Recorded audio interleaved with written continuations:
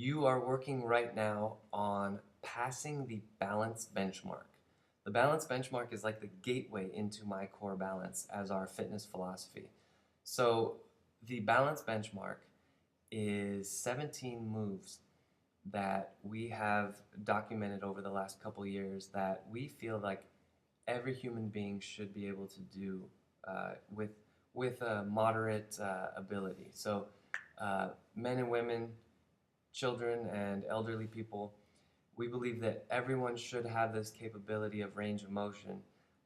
Of course, unless there's been some accident or some physical disability. Um, but everyone who is of, quote, normal functioning should be able to do this benchmark.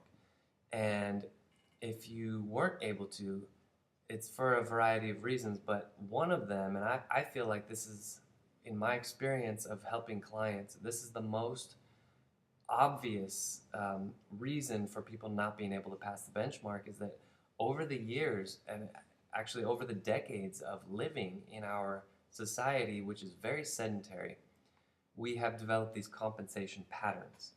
So let's go back to that word sedentary that I talked about. I know a lot of people, especially in the Bay Area, are very fit and try to be healthy. But overall, as a culture, we are very sedentary. Um, from birth to about the age of 5, that's where we get all the movement we need. After that, they send us to kindergarten, and then first through the end of high school, first through 12th grade, and then for many people, college. That's all sitting. And I know there may be little bouts of activity in there, but for the majority of the time, we are conditioning ourselves to sit. If you look at a 3 and 4 year old, they hate sitting. They don't want to sit. And these are basically people who are at their most natural state, right? They want to move all day long. They have energy to move all day long, yet they don't want to sit. So um, through the next 20 years or so, we get conditioned to sit.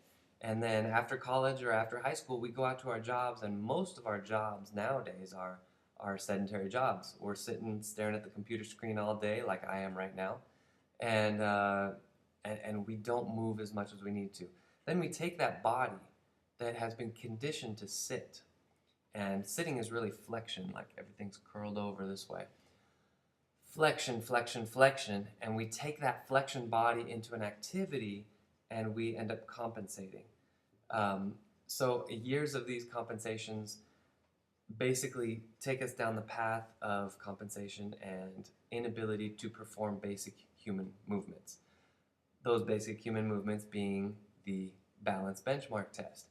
So the balance benchmark test, as we assess you and determine which exercises you are deficient in, and it could be a deficiency in either form, like you can't even get in the exercise for 1 second, or it could be a time deficiency, which basically means that you can do the exercise, but you can't do it for very long. So in that case, it's an endurance issue. So whether you have a form or a time deficiency, that's going to dictate the direction of your program.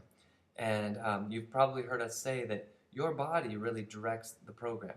Because when you walk in the door and you're going to take the balance benchmark test, we have no preconceived notions as far as which direction we're going to go. But based on what we see in your body, that's going to tell us which direction to go with your exercises. So, some people, just some examples of what we see.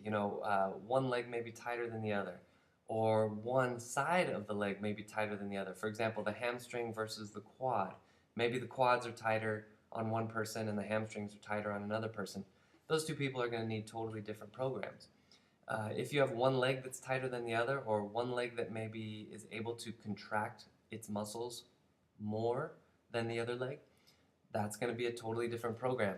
So as you can see, I mean, in each exercise, you'll have, I don't know, probably 10 different directions you can go as far as our recommendations to get you to pass that exercise next time. And then you have 17 exercises, so I don't do the math. I'm not sure what that is exactly. I'm sure it's a huge number. But as far as I know, we've never given the same program to two different people um, long term. We may have a, a similar starting point, but as your body starts to progress, you'll go a slightly different direction than somebody else. So, I mean, that's it, really. That's kind of the theory behind the balance benchmark. In practice, the best way to do this is every day, if or at least 5 or 6 days a week. If you can get this in 5 to 6 days a week, or ideally every day, you're going to start making very rapid and very noticeable progress toward your goal of passing the balance benchmark.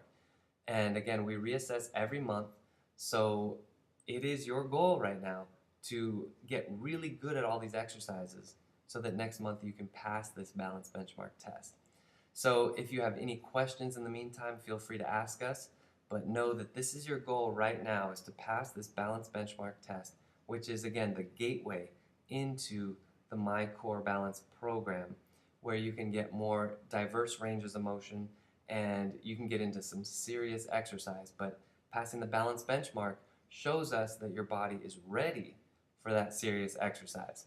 So good luck, and keep doing it every day. Let us know of your progress, and we'll reassess you next month.